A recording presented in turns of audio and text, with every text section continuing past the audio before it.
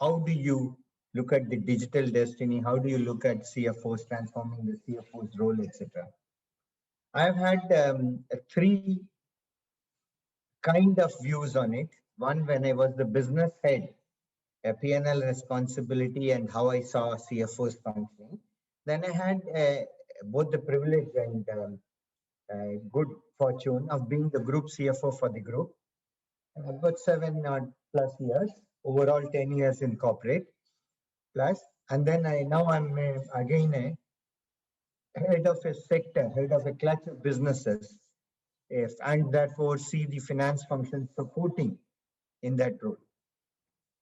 The second one is now virtual transformation has already happened. So now if you see Naam Bade or Darshan Stote, so you will actually see that in action when I'm seen in the like a dot on your screen in a big environment. So and the name comes in much more stronger than the person's this. But this is the new normal, and this is what we have to all take as in our stride in order to win, and therefore have our own destiny.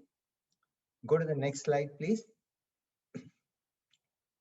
So I have always said that there have been, and a CFO has been a one-star CFO. When we started this role as an accounting manager, he became a 3-star when he became business partner and helped in planning and analysis, and then helped in business support and analysis, but still not fully a partner. Now in the new avatar that is emerging, you have to be a 5-star CFO, which is basically a value manager. You become the counselor for the entire company, your CEO. You are a value creator. It is not somebody is value creating and you're supporting. You become a value creator, and you are a strategic decisions person, helping and taking strategic decisions. So that's the evolution from a 1-star CFO some time back to a 5-star CFO. So you could have indeed named this whole session as how to become a 5-star CFO. And I would like you to leave you with some thoughts, but also would like you to come back to me and give some of your thoughts so that this can be refined and can become a playbook for all CFOs and finance. Next slide, please. So, I have, as a role in CFO, we created Drishti 3.0. What basically we had done was that in Drishti 1.0, it was a digital data which we got in, and then we were able to get some insights out of that data. When we go forward to digital or Drishti 2.0 or digital 2.0, we had analytics and prediction. So we could analyze and predict, and with Drishti 3.0 is prescriptive analytics and options. As data comes in, the computer, the artificial intelligent analytics is able to analyze and give us options of how to act. And all options are valid options. And therefore, you could finally choose which are all of the actions you will implement as you go forward. I call it the 3 I's or the Durdrishti, if you call it in Hindi. So that's what we had done. So please open your 3 I's. Start with digital, do analytic, but also go to prescriptive analytics and options. The faster you get there, the better it is. Next slide, please.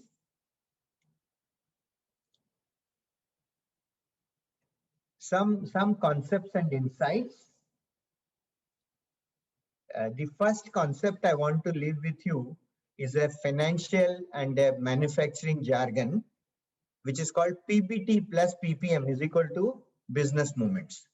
Now you will ask me what is PBT, and you as finance guy say it's profit before things, and PPM is parts per million, but here I've used it in some other context so that you can remember the formal. PBT is people, business, things, and PPM is people, process, machine. You will observe 2 things. People is common in both. Business, things, process, and machines, when they come together, they create a business moment. And this is happening all the while. Amazon started selling books, realized people come here, can need insurance, can need finance, can need E-commerce need goods, and everything that we talked about has become those business humans has given rise to all the new business in Amazon has, and it has evolved in many businesses. So it will happen in future as well. Go ahead, please. The second concept I want to leave is that these business movements are getting disrupting traditional industries. Let's take the car industry. You would say car OEMs are the traditional competition, but no more. The IT companies are coming and saying, I will create the IT mobility platform for you in the future. Next, please. And aggregators are saying, I'll own the entire platform. You all can become my sub vendors. And if that is not emerged, the e-commerce of Amazon, after having captured many other areas, is saying, I'll be the future of mobility. And therefore, challenge can come from anywhere. And if you see this, I didn't quite talk about Tesla, the electric vehicle. And you see how they have changed the game. Now you can see Tesla market cap is higher than all the traditional three global three MNCs in the vehicle thing. And not only are they higher, they probably are equal to all the three put together. Okay. Go to the next one, please. The next one I want to leave you with a concept is that as CFOs, you have to recognize that this is an ice age. Only those companies with innovation and adaptability will survive. And what are the three challenges they face? One is climate change. Climate change is forcing many businesses to change their business model. It's forcing all businesses to change. And experiential commerce, not e-commerce, experiential commerce is the other challenge. How does the customer experience is going to be dramatically different in future? And if you take both this and say this is the new normal, then what you have as a concept is nice. So have a nice concept and create your business as a business built to change or adapt, not built to last. So if I write another book today, I'm sure the same gentleman who wrote Built to Last will say Built to Adapt, and only those companies which adapt will survive and thrive in this industry, and this would have been true even for the past. Next. So the next concept that I want to leave is a concept called enable, enhance, engender. Enable and enhance, you all understand. Engender means create. So enable and enhance are things that help better what we are doing, and engender creates new business models and new activities and new streams. So today we operate about 70% in enable and enhance. If I'm very gracious, maybe we do 90-10 and only 30% we do in engender. The challenge for CFOs is to do the reverse. Let digital do 70% of your task and make your time as 30-70, where 70% of the time you're devoting to engender or creating something new. Next slide, please. So I'll kind of change the slide track and say, okay, these were all concepts which are valid for creating future and your own mindset. What are the future, some of the insights? I think the first big insight, I think, is that we have to change and refocus. And how do we do that? Because all our traditional businesses are getting disrupted by S-curves with startups, with new businesses coming which nowhere existed, and competition coming from anywhere. So if you do a corporate garage, so if you let your business also think of themselves as startups, then you have to create a corporate garage culture and actually create some of the experiments separately. And that would help you do all these things much better and in a bigger way. So the second is skill update. If you look at yourself, if you have skill sets which are of the old generation, it will not be helpful. You'll need to create the new set of skills. How do you get skills is not to teach them new skills, but allow them to adapt, teach them to adapt, teach yourself to adapt. And the last one is investments in startups.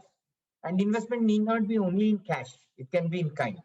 For example, we are today working with about 7 startup companies in a program called Catapult, where we are giving them POC. and making them our anchor, making us their anchor customers. And this will help them scale faster, proof of concepts, and then they can go to market saying they have a marquee name already in them. So this is the way I am doing it. You will find your own way. But corporate garage skills and investments in startups is absolutely important. Next. The other one, which I think is a big thing, is that unless we unlearn, we can't learn or relearn again. So given an ambiguity, we got to forget the Companies Act, the accounting standards all got changed when the IFRS and the new Companies Act came. So we learned everything 391 to 394, the M&A rules all got changed in the new act. So none of the old ones is relevant. So we have to unlearn. We have to first forget what we had learned and then learn the new rules of the game. Ambiguity is given. We have to prepare to survive and thrive in ambiguity, not by overcoming ambiguity alone. Next. The next thought that I have for you is that it is easy. So think of yourself as you go forward as education, exposure, and experience. If you ever ask me what is the biggest achievement you had as a CFO, I'll tell you it is my creating the finance academy for the Mahindra Group with a slogan that excellence for function, acumen for all. And the reason why it is such a path breaking is because this allows me to help people adapt to any set of environment which comes in future. And therefore, I'm not teaching them to fish. I'm teaching them how they can survive in different arenas and get the requisite skills because they know what to do in order to get that skills. I'm not teaching the skills by themselves. Exposure is putting them in the forefront of various kind of business environment and situations and see them flower, and experience is getting some bit of experience in how to handle ambiguity with small pilots and scaling up. Next, please. The other concept which I very strongly advocate to you, and this you do not only in function but also for the company, is that if you want to do the old and the new under the same roof, you find it very difficult and generally the new never flowers.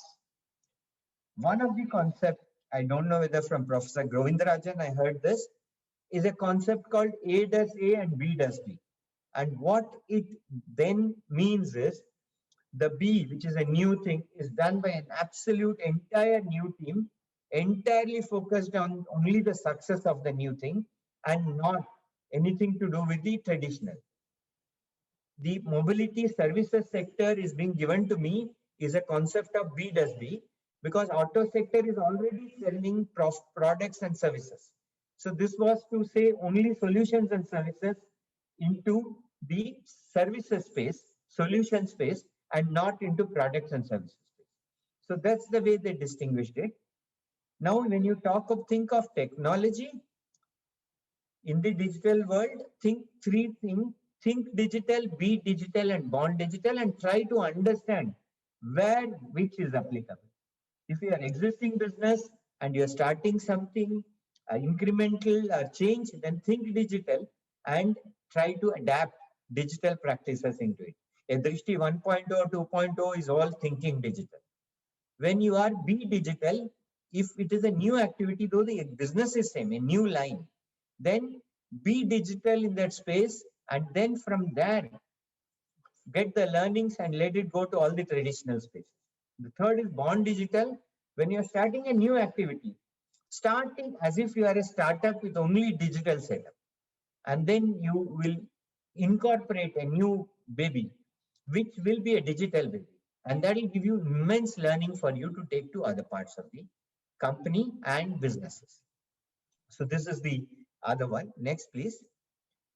Two concepts I want to delete because many of the CFOs come and ask me many times, how do you know which one to implement? It is not, if I knew what to implement, of course I'll implement. But there are so many solutions.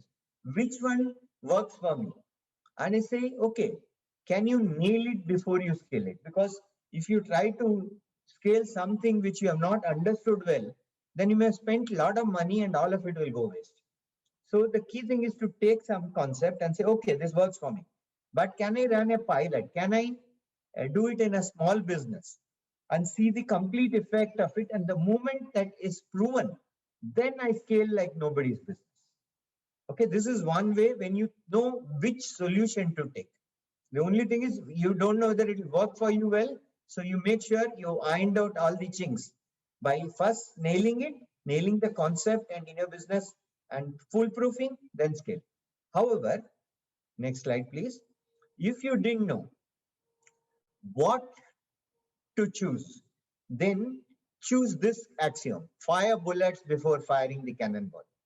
So if there are 4 solutions available, do pilots of these 4 solutions in different businesses. Fire these bullets. Don't spend too much, but see which one of them work. And let the 4 teams come back to you and showcase how what they've achieved. This will now, in your own environment, allow you to see which one works best for you. Then you pick up the one solution, nail it, and then scale it. So you can fire bullets before firing a cannonball, and once you are sure, nail it and scale it. Thank you. Next. The other thing that is very important today is cyber security. It is not just important, it's become critical. And you have to have your data secure, your endpoint secure, your network secure, and your perimeter secure. Now, the endpoint has actually gone beyond the perimeter. So I think if I were to update this, I'll have to update a home endpoint security as an additional thing that has to be done. Because till now we are all assuming everything will be within the cocoon called as a company, but now working from home takes it outside the perimeter. So data protection and leakage is very important. Taking care of data privacy is very important, and disaster recovery is very important. There are only 2 kinds of companies: companies which accept that they are hacked and companies which refuse to accept that they are hacked. But believe me, all of them are. So let's kind of do this and bring cyber security as an important middle facet of your business. Next. So I had started the session by saying that control your digital destiny. What I would like to end by saying, it's not controlling. You can actually design your digital destiny. And therefore, my suggestion to you would be design your destiny. And as they say, even in the old, and this is where the Finance Academy, the understanding comes, that अनगिनत राही गए इस पथ से, पर कुछ गए छोड़ पैरों की निशानी। यह निशानी मुख होकर भी बहुत कुछ बोलती है। खोल इसका अर्थ पंथी, पंथ का विधान कर ले, पूर्व चलने के बटोही बाट की पहचान कर। So you can choose what path you will take and what will you design. Even when you don't know, you will work with that ambiguity, live with that ambiguity. And because you're good at handling ambiguity, you will be successful because you know what competency, skills, what methods you have to do. Adapt on that. The technology curves will come and go, but the curved balls will come and go, but you, me, and all of us need to survive and thrive and design our digital destiny. Thank you. That's all I have for today.